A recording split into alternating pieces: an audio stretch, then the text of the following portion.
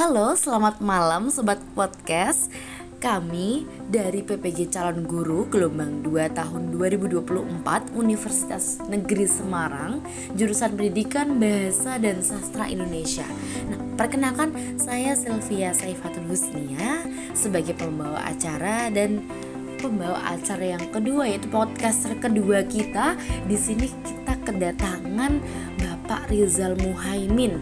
Nah, yang lebih mengejutkan lagi, saya akan memperkenalkan 3 narasumber luar biasa kita, yaitu yang pertama ada Ibu Ega Rizky Amalia, yang kedua ada Bapak Faiz Amriana, dan yang ketiga ada Ibu Syafiatul Fiah. Nah, baik, kami akan membahas mengenai topik 4, ruang kolaborasi mata kuliah perancangan dan pengembangan kurikulum. Nah, di sini saya sudah ada pertanyaan-pertanyaan yang nantinya akan dijawab oleh narasumber kita. Nah, yang pertama yaitu saya akan menanyakan kepada Ibu Ega mengenai apa tujuan pembelajaran yang dilaksanakan oleh Ibu Ega. Nah, baik Ibu Ega, bisa dijelaskan dan bisa di-sharing pengalamannya seperti apa ya, silahkan.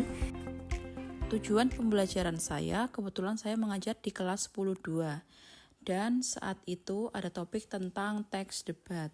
Saya menggunakan tujuan pembelajaran yaitu meminta peserta didik untuk mengidentifikasi fungsi sosial, struktur umum, dan kaidah bahasa serta kemudian menganalisa contoh teks tersebut secara individu. Baik Ibu Ega, pengalaman yang sangat luar biasa ya. Nah, tapi selanjutnya bagaimana posisi kemampuan peserta didik jika dilihat dari tujuan pembelajaran tersebut, Ibu? Pada saat itu, posisi kemampuan mereka masih pada tahap sederhana, yaitu mendefinisikan apa itu debat, belum sampai pada posisi mereka menganalisa, menerapkan, bahkan menyusun teks tersebut. Wah, luar biasa sekali, jawaban yang luar biasa Ibu Ega. Lalu, mengapa tujuan pembelajarannya disusun seperti itu, Ibu? Karena saya sebagai guru mapel tersebut ingin memastikan bahwa mereka bisa menjadi debator-debator yang argumentatif dan baik. Oke, baik sekali jawaban dari Ibu Ega. Namun, untuk unjuk kinerjanya seperti apa, Ibu? Unjuk kerja yang dilakukan yaitu penampilan kelompok untuk melakukan debat tentang isu yang diberikan dan tentunya terkini. Bagus sekali jawaban dari Ibu Ega. Namun masih ada satu pertanyaan lagi nih Bu Ega ya. Apa kriteria yang akan dinilai untuk dipahami, Ibu? Kriteria yang akan dinilai untuk dipahami, kebetulan saya menggunakan bahasa Indonesia yang baik, mengemukakan pendapat atau ide yang kritis tentang isu yang diberikan, memberikan argumentasi yang jelas dan konstruktif, serta ekspresi yang meyakinkan. Baik, sangat menginspirasi dan sangat memahamkan sekali paparan yang diberikan oleh Ibu Ega. Nah, selanjutnya bisa dilanjutkan oleh Bapak Rizal Muhaimin. Selanjutnya pertanyaan terkait bagaimana caranya mengunggah pemikiran untuk melibatkan semua peserta didik dalam ide-ide besar dan melakukan unjuk kinerja. Ini silakan dijawab oleh Pak Faiz. Bagaimana caranya menggugah pemikiran untuk melibatkan semua peserta didik dalam ide-ide besar dalam melakukan unjuk kinerja tadi pertanyaannya ya. Kalau menurut saya sih, berdasarkan yang pernah saya lakukan untuk melibatkan pemikiran peserta didik, saya sering memberikan ilustrasi kasus terkini yang melibatkan emosional dan keaktifan mereka untuk berdiskusi.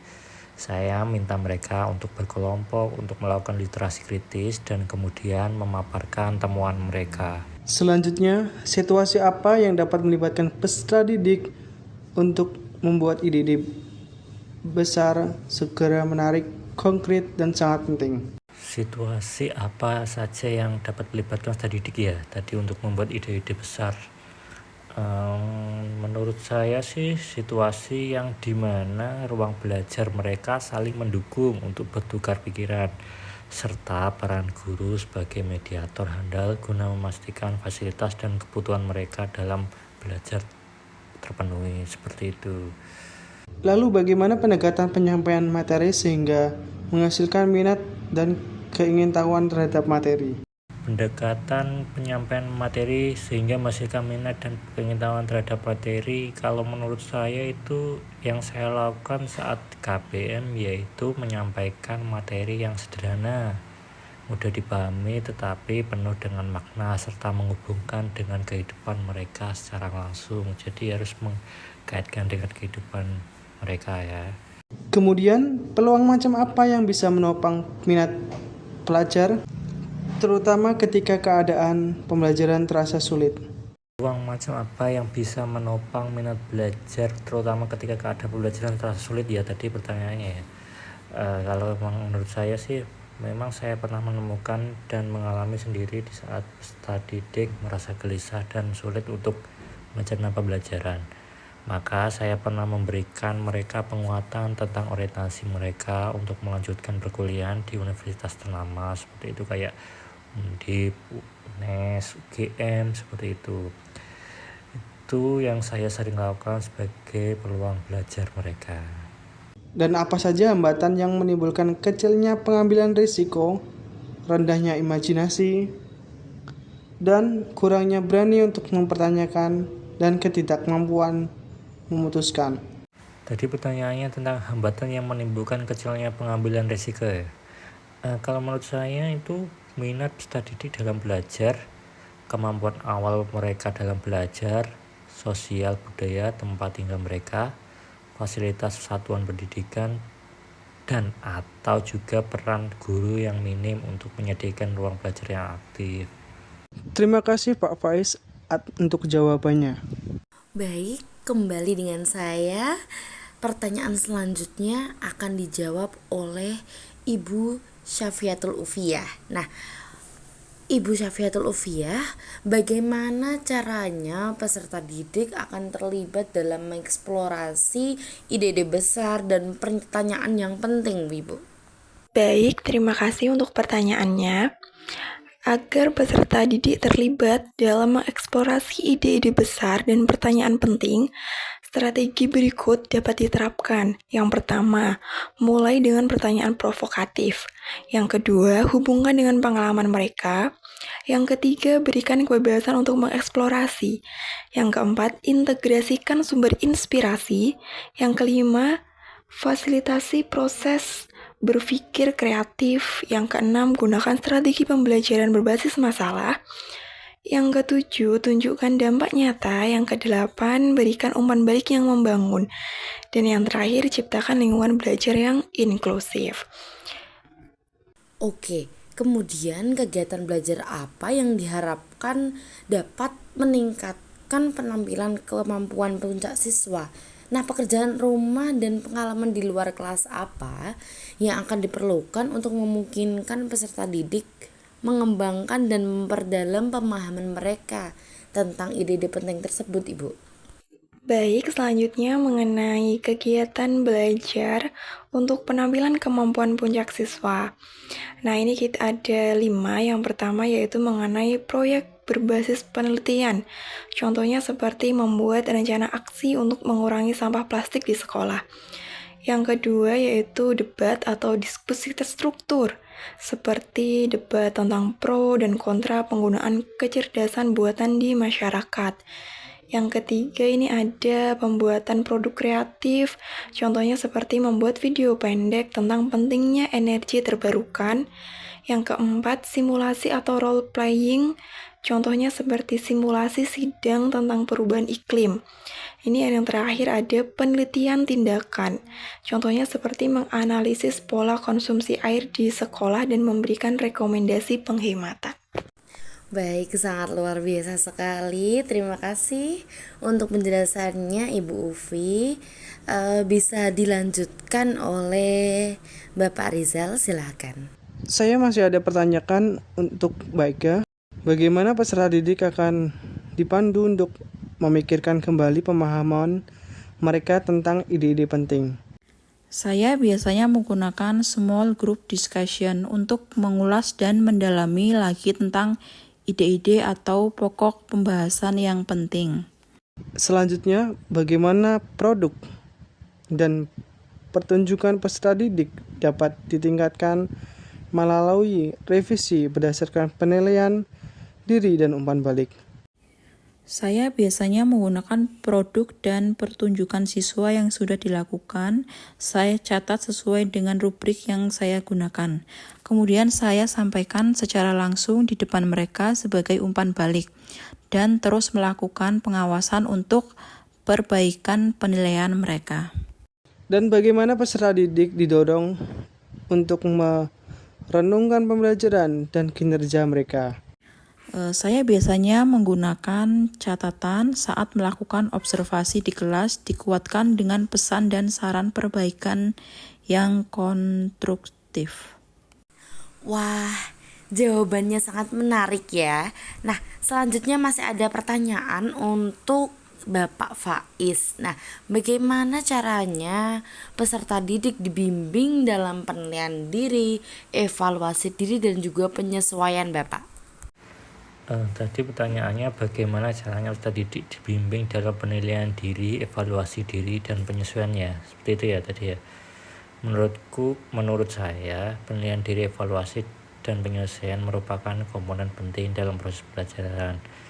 Peserta didik perlu terus memadukan kemajuan mereka dan beradaptasi sesuai kebutuhan dengan melakukan beberapa langkah. Contohnya itu kayak penilaian diri, evaluasi diri, dan penyesuaian. Di antaranya untuk penilaian diri itu adalah bisa menentukan tujuan terlebih dahulu. Peserta didik itu perlu memahami tujuan pembelajaran dan menetapkan tujuan pribadi yang ingin mereka capai. Itu harus ya, jadi mereka itu harus mempunyai tujuan pribadi mereka masing-masing dalam suatu pembelajaran. Kalau untuk evaluasi diri itu mereka perlu refleksi. Contohnya peserta didik perlu memikirkan pengalaman belajar mereka, apa yang berhasil dan apa yang perlu diperbaiki. Jadi itu mereka itu sadar di mana letak kekurangan mereka. Dan yang ketiga tadi yang penyesuaian ya, yang itu menurut saya itu guru dapat membantu meningkatkan motivasi peserta didik dengan menjelaskan tujuan belajar, memberikan pujian, dan menciptakan lingkungan yang mendukung.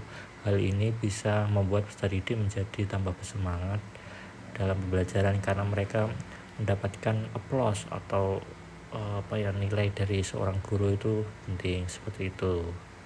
Baik, pertanyaan berikutnya, bagaimana peserta didik akan terlibat dalam evaluasi diri akhir untuk mengidentifikasi diri, menetapkan tujuan masa depan, dan juga memiliki semangat belajar, Bapak Faiz?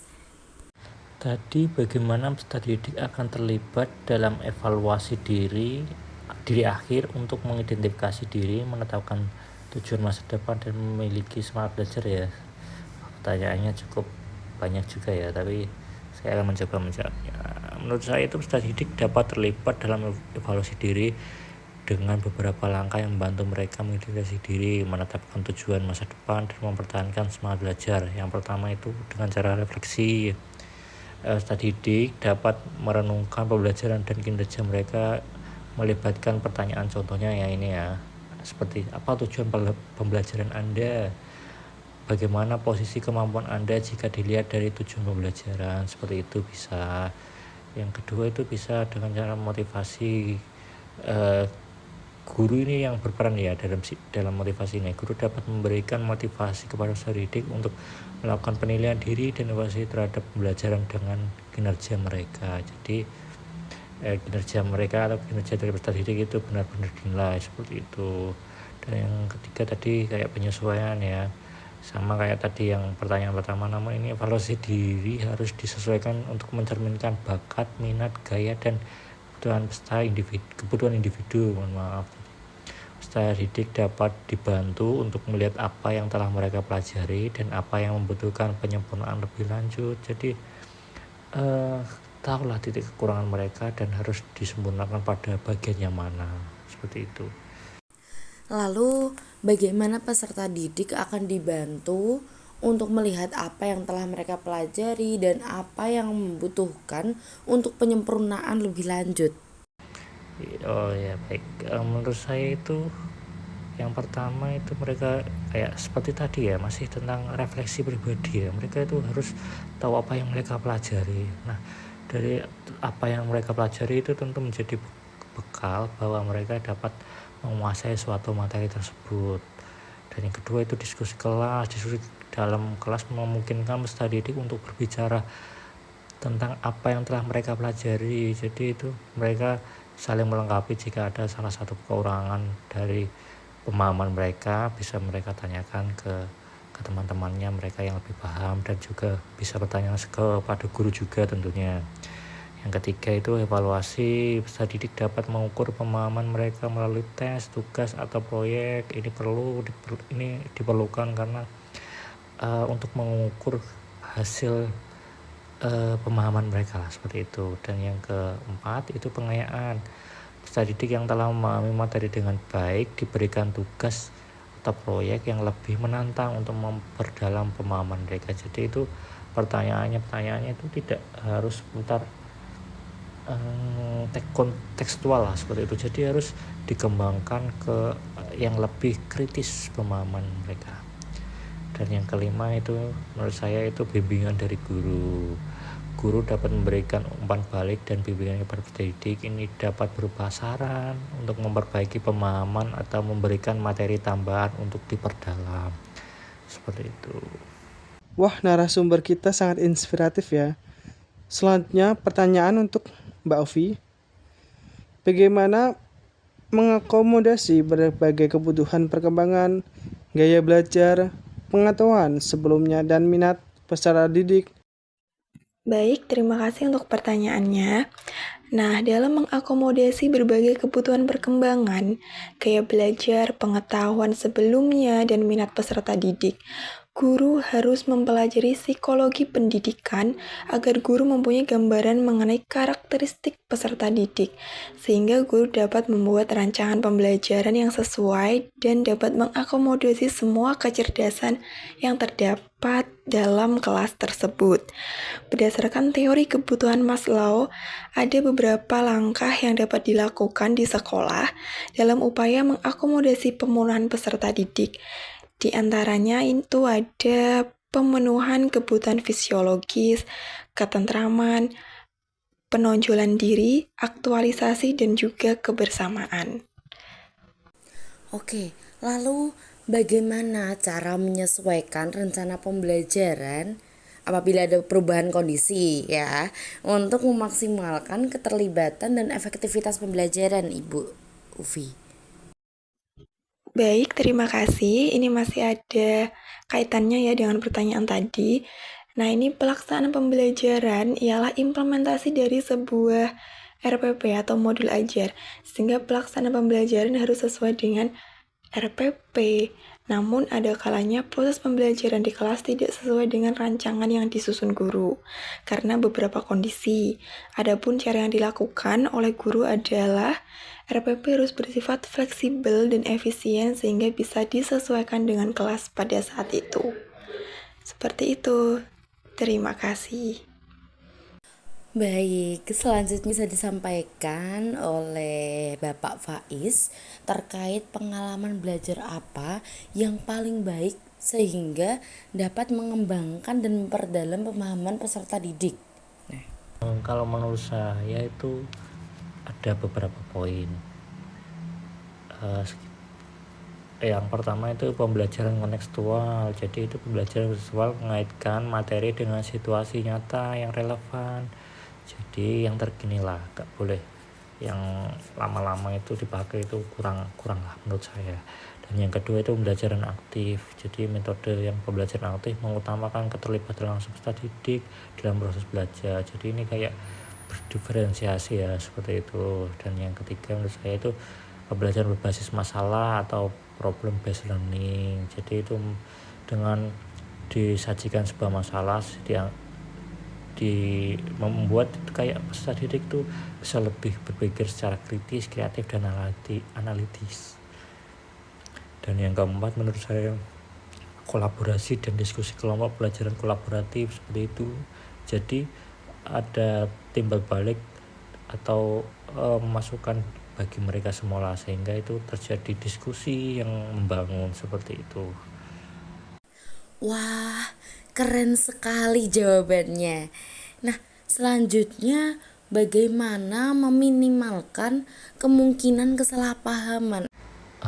Kalau ditanya tentang meminimalkan kemungkinan kesalahpahaman, kalau menurut saya sih hindari penggunaan istilah yang membingungkan atau teknis, kecuali jika sudah dipahami oleh para peserta didik.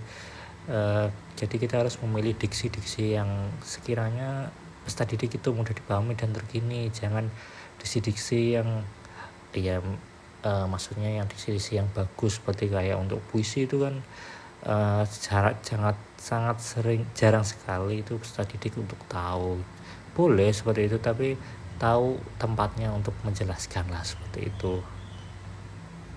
Dan yang kedua itu menurut saya sering-sering melakukan tanya jawab kepada peserta didik untuk memastikan peserta didik mengerti apa yang diajarkan. Jadi itu harus sering-sering memberikan pertanyaan atau pertanyaan pemantik lah, minimal lah, seperti itu menurut saya.